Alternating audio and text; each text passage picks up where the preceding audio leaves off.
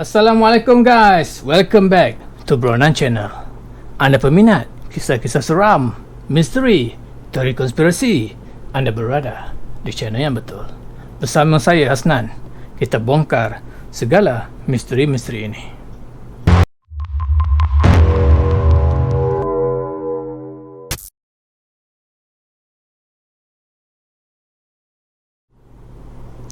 Kisah ini menceritakan tentang seorang budak lelaki berbangsa kulit hitam Amerika Syarikat berusia 14 tahun yang telah diculik, diseksa dan dibunuh dengan kejam pada sekitar tahun 1955 selepas dia dituduh menyinggung perasaan seorang wanita kulit putih iaitu Carolyn Bryan di dalam kedai runcit milik keluarganya.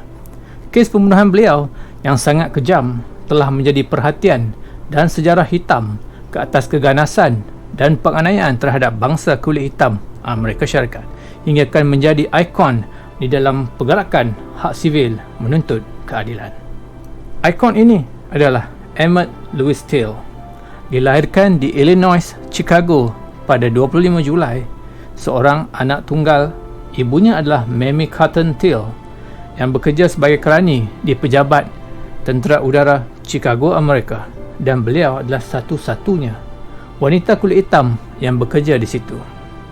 Bapanya pula iaitu Louis Till telah meninggal dunia di dalam peperangan pada 1945 ketika Perang Dunia Kedua. Kisah ini bermula ketika Emmett Till menghabiskan cuti sekolah dia dengan melancong bersama-sama seorang sepupu iaitu William Parker berusia 16 tahun. Mengikut pakcik dia iaitu Moses Wright, seorang paderi gereja, pulang ke kampung halaman dia di Mississippi dengan menaiki kereta api. Semasa hari nak bertolak tu, mak si Emmett ni peluk dia macam tak nak lepas baik, dan berkali-kali pesan pada dia, kau jaga diri baik-baik masa kat sana, ikut sepupu kau, jangan keluar seorang dan jangan tegur dan cari pasal dengan mana-mana orang kulit putih pun. Pasal kat sana bukan macam kat Chicago. Mak manalah yang tak risau anak pula seorang je kan. Si Emmett ni budak yang jenis lincah, aktif dan kelakar, standard lah budak-budak bandar. Mereka pun bertolak daripada Chicago ke Mississippi yang mengambil masa selama 12 jam. Jugalah lebih kurang perjalanan dari Perlis ke Johor, Pisang bai. So setelah sampai di Chicago, si Emmett ni memang teruja sangat lah kan sepanjang berada kat sana, dan dia menginap di rumah pakcik dia bersama makcik dan dua orang lagi sepupu dia iaitu anak pakcik dia ni lah. Lebih kurang seminggu dah kat sana nak dijadikan cerita. Ketika mana tragedi ini bermula adalah pada satu petang ketika mereka habis mengutip kapas di ladang milik kawan pakcik dia ni di Moni, Mississippi. Di Moni, Mississippi ni memang pengeluaran utama adalah kapas. Pada waktu tu ekonomi tengah naik semula lepas pada Perang Dunia Kedua. Sebelum tu pun memang dah banyaklah kilang-kilang kapas yang tutup, bankrupt, dan waktu tu semua orang struggle nak hidup, baik orang kulit hitam ataupun orang kulit putih.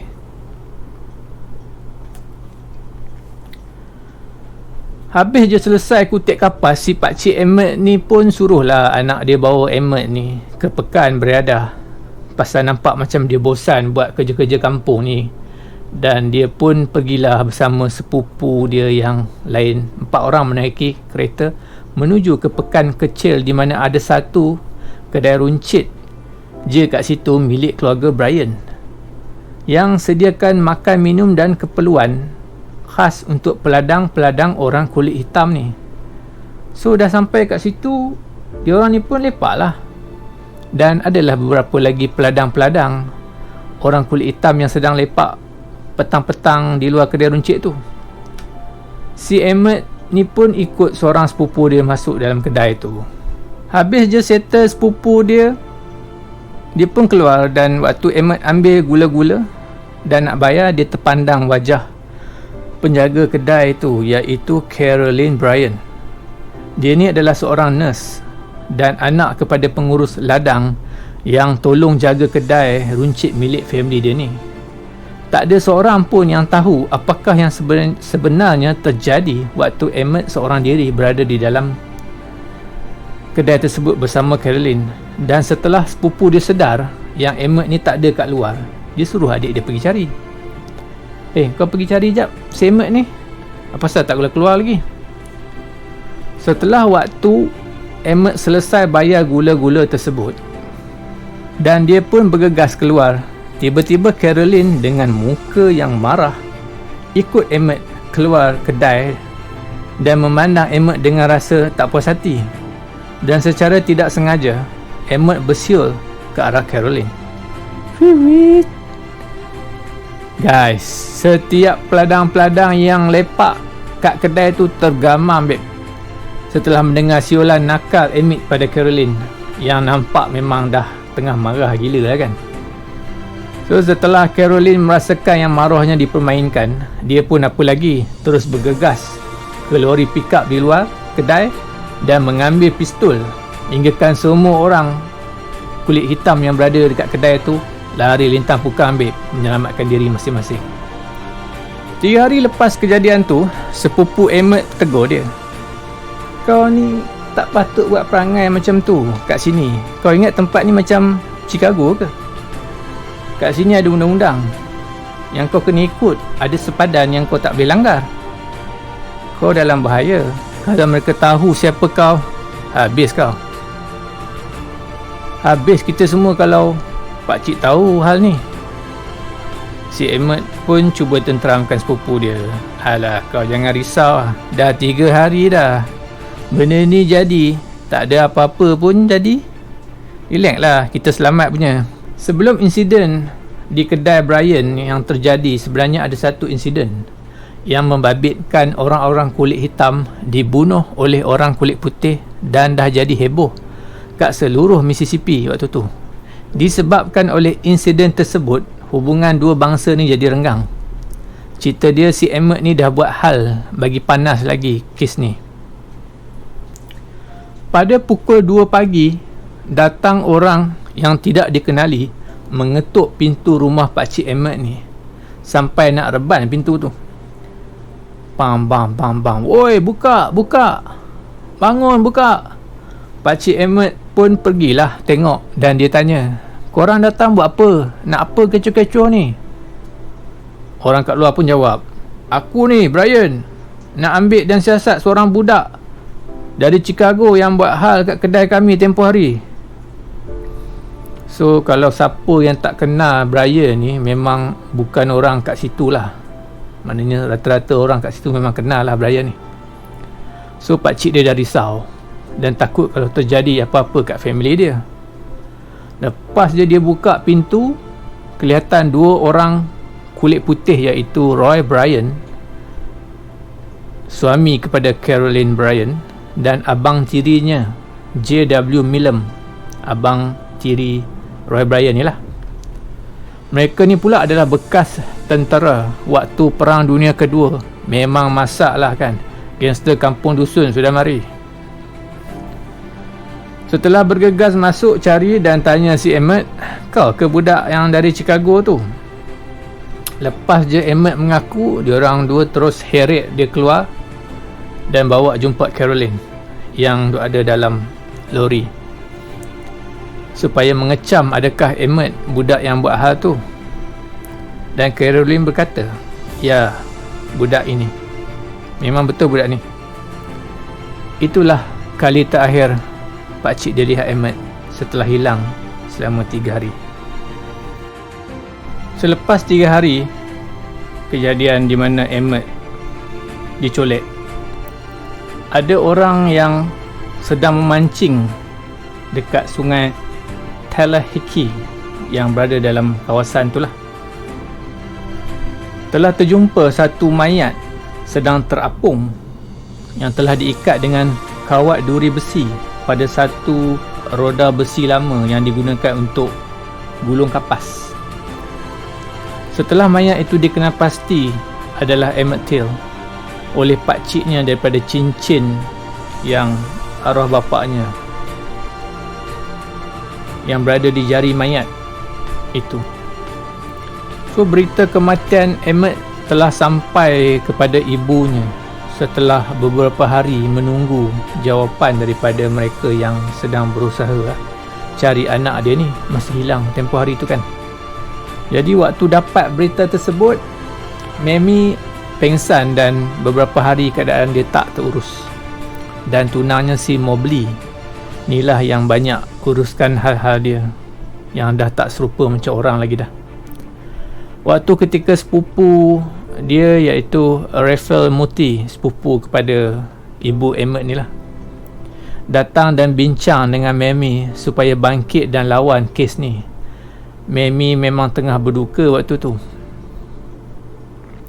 Si Raphael Muti ni adalah seorang aktivis yang bergiat aktif di dalam menentang, berjuang di dalam keadilan orang-orang kulit hitam ni. So waktu si Raphael Muti ni tengah duk brainwash si Mammy ni untuk bangkit lawan, dia dengan secara tak langsung maki terus si Raphael ni. Dia kata, kau tak payah nak sibuk-sibuk lah pasal korang punya apa reformasi ke apa benda ni, aku dah tak nak fikir dah. Yang aku nak, kau bawa mayat anak aku balik ke Chicago sekarang juga. So lepas kena maki tu, si Raphael ni pun memang tak kata apa dah lah. Dia pun terus berlalu bersitu, yang dia berjanji pada Mammy yang dia akan cuba usaha untuk bawa balik mayat anak dia. Ketika menunggu di stesen kereta api, Mammy ni seolah-olah sedang menunggu kepulangan anak dia daripada bercuti, kerana dia memang masih tak dapat nak terima kenyataan yang anak dia ni dah mati. Sampai saja kereta api tersebut, kelihatan satu kotak kayu seakan-akan keranda dibawa turun, dan Mammy terus meraung kesedihan dan minta orang ramai buka kotak tu. Buka kotak ni, anak aku tak boleh bernafas dalam ni, tolong bukalah. Dia meraung-raung macam orang hilang akal dan mohon pada Tuhan supaya buka jalan untuk dihadapi semua ini. Setelah mayat anaknya dibawa ke bilik pengurusan jenazah, dia meminta mereka buka kain yang menutupi mayat anak dia. Dan buat pertama kalinya, dia melihat sekujur tubuh yang sikit pun bukan rupa anak dia lagi dah lah. Dia pun tanpa berlengah masa terus menyuruh mereka yang berada di dalam bilik jenazah tu keluar. Korang keluar kejap, tinggalkan aku sendirian dengan mayat ni. Mammy pun menyentuh setiap tubuh jasad itu dari hujung kaki hingga ke hujung rambut, melihat setiap kekejaman yang berlaku ke atas anak ni. Oleh kerana begitu lama jasad itu tenggelam di dalam air, so memang kelihatan banyak tubuh yang dah bengkak-bengkak kan. So dia lihat yang sebelah telinga anaknya dah memang tak ada, hilang. Dan dia tengok pula muka memang dah hancur teruk, seperti dibelasah. Memang worse lah, teruk sangat. Gigi dia pula, dia check, dia periksa, semua hilang, tinggal 2 batang je. Pasal gigi Emmett ni cantik, dia selalu puji gigi anak dia. So dilihat lagi ada satu lubang di kepala mayat tersebut yang menembusi daripada kanan ke kiri. Dia boleh nampak ke hujung sana, dan dia percaya itu adalah kesan tembakan. Mammy meratapi jasad anak dia dengan sedih. Firasat dia mengatakan yang itu memang adalah anaknya. Dan jauh di sudut hati seorang ibu tertanya-tanya kenapa anaknya dibunuh begitu kejam. Tergamak. Kenapa mereka tergamak seorang manusia sanggup lakukan perkara sebegitu. Mamie kuatkan semangat dan beritahu kepada pengurus jenazah tersebut supaya jangan solek atau betulkan apa-apa pun jenazah anak dia ni, kerana dia nak seluruh dunia melihat kekejaman itu. Dia keluar meminta seorang juru foto wartawan yang sedang sibuk dekat luar tengah tunggu dia punya nak ambil keterangan dia kan. So dia pilih seorang juru foto yang dekat luar masa tu, masuk ke dalam dan suruh ambil gambar dia dan tunang dia bersama jasad anak dia, Emmett Till. Heboh seluruh Amerika apabila gambar tersebut disiarkan di dada-dada akhbar dan majalah-majalah hingga tercetusnya pelbagai tunjuk perasaan dan rusuhan di merata-rata tempat mendesak supaya pelaku jenayah tersebut diheret ke muka pengadilan. Lebih daripada 60,000 orang menghadiri upacara pengebumian itu dan menyaksikan sendiri kekejaman yang telah berlaku ke atas Emmett Till. Selang beberapa hari, 3 suspek utama telah berjaya dibawa ke muka pengadilan, iaitu Carolyn Bryant, Roy Bryant dan J.W. Milam, iaitu James William Milam, nama panjang dia. Mahkamah Mississippi telah menyediakan juri-juri dan peguam yang handal untuk mewakili ketiga-tiga mereka ni dalam perbicaraan tersebut, kerana mereka tidak mampu mengupah peguam. Semasa perbicaraan berlangsung, rata-rata orang kulit hitam yang hadir di dalam mahkamah dilayan macam sampah, menunjukkan betapa rasisnya penduduk Mississippi terhadap kaum kulit hitam. Setelah 2 hari perbicaraan dijalankan, Mamie gagal meyakinkan hakim, dan ketika mana Carolyn disoal siasat dan dia menceritakan yang ketika Emmett Till dan dia saja berada dalam kedai tersebut, dia datang kepadanya dan genggam tangan dia, meminta supaya dia jangan takut.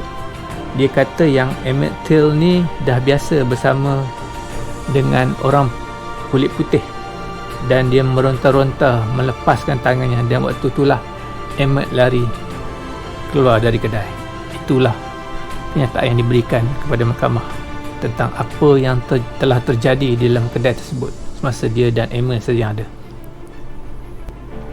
Setelah mahkamah sebulat suara melepaskan 3 suspek tersebut, dan mereka pun gembiralah meraihkan kemenangan itu, namun pada tahun seterusnya mereka telah mengaku dan menjual kisah pembunuhan mereka ke atas Emmett Till pada majalah Look, dan dengan bayaran sebanyak $4,000 apabila cerita mereka disiarkan dengan secara tidak langsung, seluruh penduduk Morning Mississippi pulaukan mereka, dan kedai mereka akhirnya bankrupt dan ditutup, dan mereka berpindah daripada situ.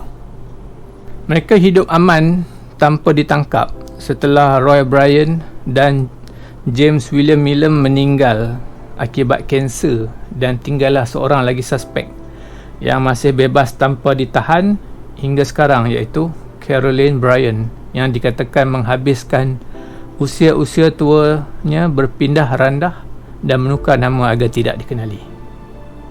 Dan ibu Emmett Till, iaitu Mamie Cotton, telah menghabiskan usia dia di dalam memerangi, menyokong segala persatuan-persatuan yang ada, dan dia cuba untuk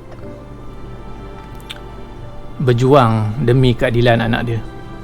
Dan akhirnya dia menghembuskan nafas dia yang terakhir pada tahun 2003. Dan setelah itu ada seorang penggiat filem yang cuba untuk buka kembali kes ini, dan dia telah melakukan pelbagai kajian-kajian dan juga bukti-bukti untuk cuba mengheret pesalah laku yang telah menyebabkan kematian Emmett Till ini. Dan mereka berjaya menemui satu waran tangkap yang sepatutnya diserahkan pada tahun 1955 tersebut, yang mengatakan satu pencolekan telah berlaku. Sepatutnya waran itu memang menyebabkan ketiga suspek tersebut akan dihadapkan ke penjara. Namun ada pihak yang cuba menyembunyikan bukti tersebut daripada tahu pada orang ramai. Jadi segala usaha-usaha yang telah dilakukan oleh beliau ini, dan akhirnya dia telah menerbitkan satu filem yang bertaraf Hollywood, menyiarkan tentang kisah sejarah si Emmett Till ni yang bertajuk Till. Di Pawagam, telah keluar di Pawagam pada Oktober yang lepas. So jadi berakhirlah kisah ini. Semoga kita dapat mengambil iktibar di mana masalah rasis ini tidak akan dapat diselesaikan jika kita tidak memahami apa tujuan kita dijadikan di dunia ini. Kita semua adalah khalifah. Assalamualaikum.